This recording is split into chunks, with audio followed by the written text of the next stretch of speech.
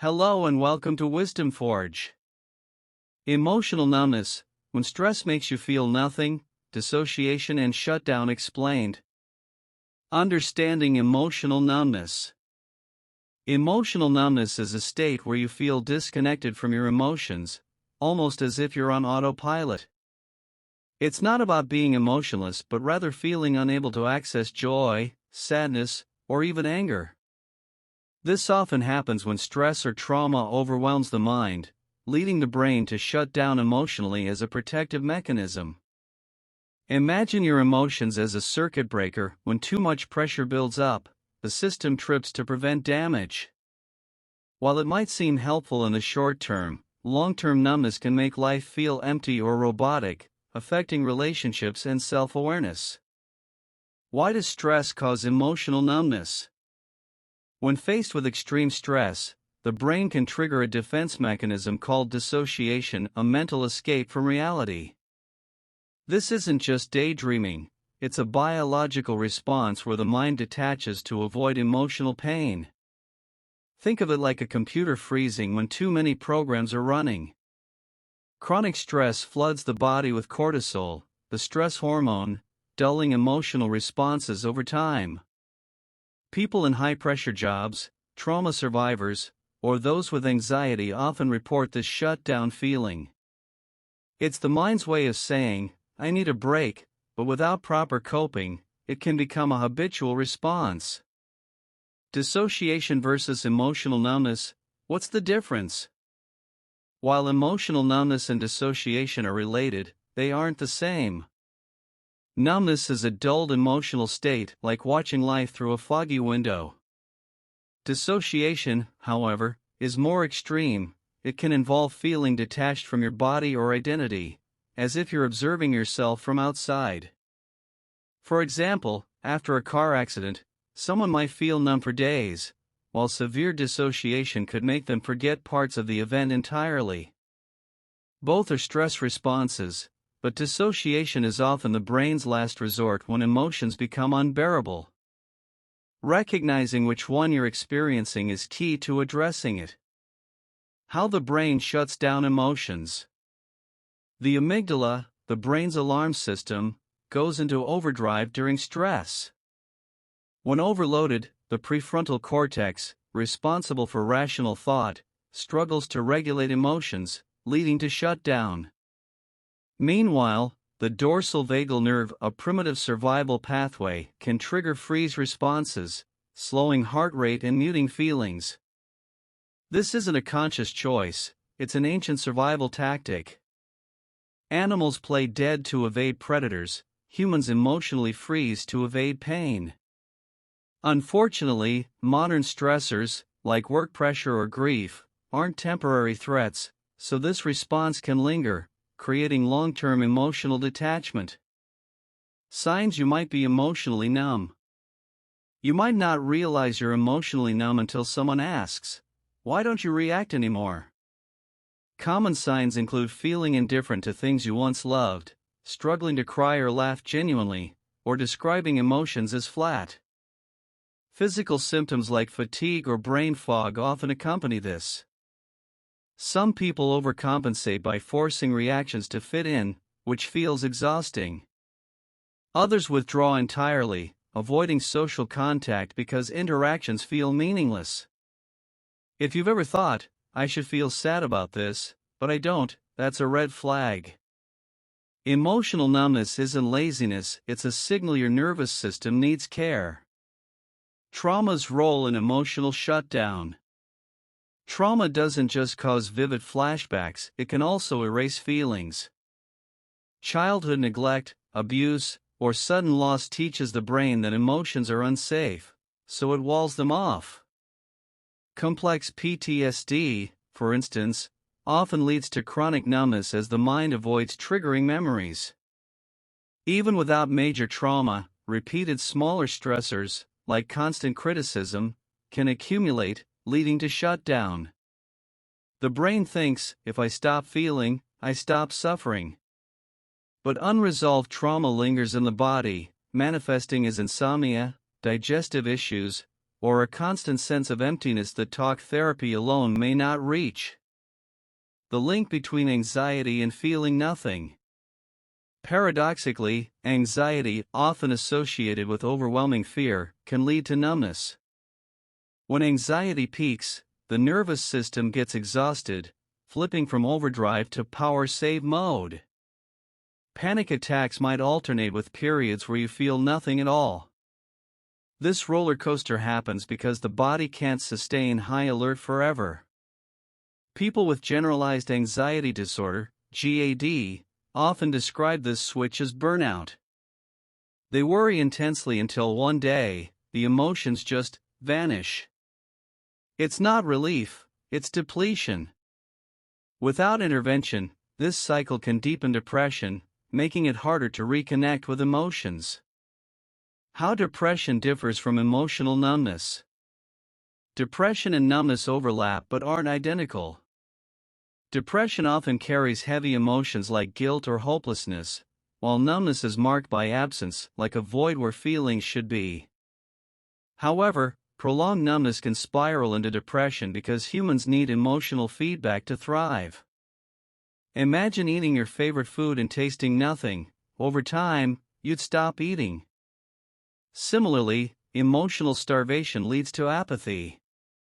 Some antidepressants may worsen numbness initially, as they regulate brain chemistry unevenly. The key difference? Depression is a storm of dark feelings. Numbness is the eerie calm where the storms I passes over. Social media and emotional detachment. Scrolling for hours but feeling nothing? Digital overload trains the brain to process emotions superficially. Likes and notifications create mini dopamine spikes, but real connection dwindles. Studies suggest excessive screen time reduces empathy by replacing face-to-face interactions, where mirror neurons, brain cells that help us feel others' emotions, activate. Worse, constant exposure to negative news can trigger defensive numbness, a mental armor against helplessness. The more we consume, the less we feel. Ironically, people post "I'm fine" while feeling empty inside, perpetuating a cycle where everyone pretends and no one heals. How to reconnect with your emotions. Healing numbness starts with tiny, safe steps. Try emotion mapping. Pause hourly to name what you feel, even if it's nothing. Over time, patterns emerge. Sensory activities, like holding ice or savoring strong flavors, can wake up the nervous system. Journaling without judgment. Today, I noticed I felt, rebuilds emotional vocabulary. Creative outlets, art, music, bypass the logical brain, tapping into buried feelings. If this feels daunting, start with curiosity, not pressure. Emotions are like muscles, they atrophy without use but strengthen with gentle, consistent practice. When to seek professional help. If numbness lasts months or interferes with work/relationships, therapy is crucial. Dissociation disorders, PTSD, or clinical depression often need targeted treatments like EMDR, eye movement therapy for trauma, or somatic therapy, reconnecting body and mind. Medication may help if chemical imbalances are involved, but it's not a standalone fix. A therapist acts like a guide, helping you navigate emotional rewiring safely. If you thought, "I don't care if I disappear," seek help immediately. This isn't just numbness, it's a survival crisis. Healing is possible, but sometimes, we need others to hold hope until we feel it ourselves. The role of chronic stress in numbness. Chronic stress doesn't just make you tired, it rewires your brain to suppress emotions. When stress hormones like cortisol remain high for too long, they dull the brain's emotional centers, making it harder to feel pleasure or pain. Imagine your emotions as a radio station. Chronic stress turns down the volume until all you hear is static. This isn't laziness or a lack of willpower, it's biology. Over time, the brain starts to associate feeling anything with danger, leading to automatic shutdowns. People in caregiving roles, high-pressure jobs, or those facing financial instability often experience this slow fade into numbness. How sleep deprivation fuels emotional numbness. Lack of sleep doesn't just make you groggy, it erodes your ability to process emotions. During deep sleep, the brain sorts through daily experiences, filing away memories and processing feelings. Without enough rest, emotional residue builds up, and the brain copes by turning off to avoid overload. Think of it like a cluttered desk. When there's too much piled up, you stop trying to sort through it. Sleep deprivation also shrinks connectivity between the amygdala, emotion center, and prefrontal cortex, rational brain, making reactions feel flat or delayed. If you've ever felt too tired to care, that's your brain hitting its emotional limit. The physical side of emotional numbness. Emotional numbness isn't just in your head, it shows up in your body.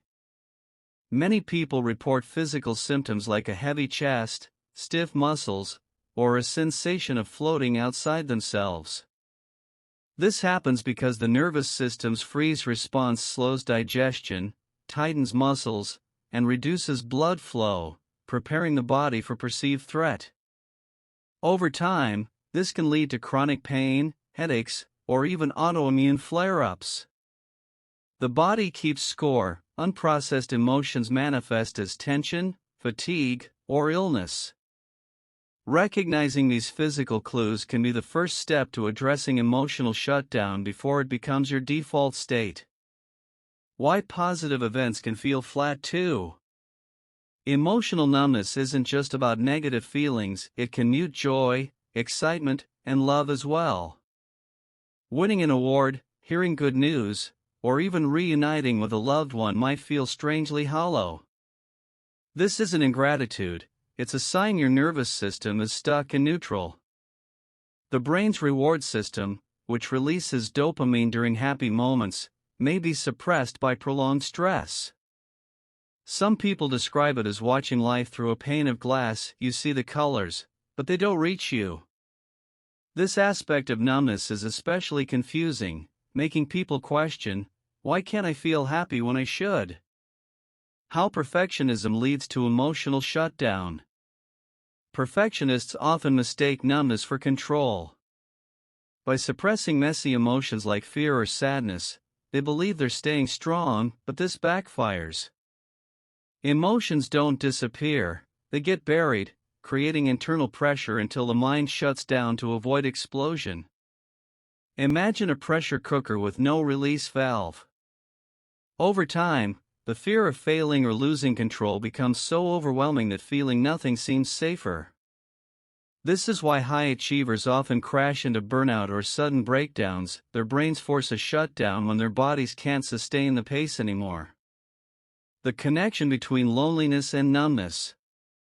Loneliness doesn't always mean sadness. Sometimes, it feels like nothing at all. Social isolation reduces opportunities for emotional exchange, and the brain adapts by dimming its emotional responses to conserve energy. Studies show that prolonged loneliness reduces activity in the brain's social and emotional networks, similar to how unused muscles weaken. Even surrounded by people, you might feel detached, as if you're an observer rather than a participant. This isn't a personal failure, it's a neurological response to unmet emotional needs. The longer it goes on, the harder it becomes to reconnect, not because you don't want to, but because your brain has forgotten how. Can medication cause emotional numbness? Some medications, especially antidepressants or anti-anxiety drugs, list emotional blunting as a side effect. While they stabilize mood, they can also dull highs and lows, leaving some people feeling zoned out. This doesn't mean the medication isn't working, it might be doing its job too well. For example, SSRIs, common antidepressants, increase serotonin, which regulates mood, but in some cases, they overcorrect, flattening emotional range. If you feel like your medication is numbing you, don't stop abruptly. Talk to your doctor about adjusting dosage or trying alternatives like therapy alongside meds. How childhood shapes emotional responses. The way we learned, or didn't learn, to handle emotions as children affects numbness in adulthood. Kids raised in environments where crying was punished or emotions were dismissed often internalize the message that feelings are unsafe. As adults, their brains automatically suppress emotions to avoid subconscious punishment. Others might have grown up in chaotic homes, where shutting down was the only way to survive overwhelming stress. These patterns become so ingrained that they feel like personality traits. I'm just not emotional. But numbness isn't who you are, it's what you adapted to survive. Rebuilding emotional capacity after numbness. Recovering from emotional numbness is like rehabbing a sprained ankle. You must go slow to avoid re-injury. Start with low-stakes emotions. Watch a sad movie to practice crying or listen to upbeat music to invite joy. Mindfulness helps too. Notice bodily sensations, a tight throat, warmth in your chest, as clues to bury feelings. Therapy modalities like internal family systems, IFS, can help unfreeze emotions by addressing protective mental parts that fear feeling. Progress isn't linear. Some days you'll feel too much, others nothing at all. That's normal. The goal isn't constant emotion but reconnecting with your humanity, one feeling at a time. Thank you, and let's stay connected. Thank you for joining me on this journey of discovery. If you found this video valuable, imagine what you'll learn next. Subscribe to Wisdom Forge and hit the bell icon so you never miss more thought-provoking content, practical wisdom for everyday life, the tools to unlock your full potential. Drop a comment below. I'd love to hear your biggest takeaway or what topics you'd like to see next. Until next time, keep growing, keep learning.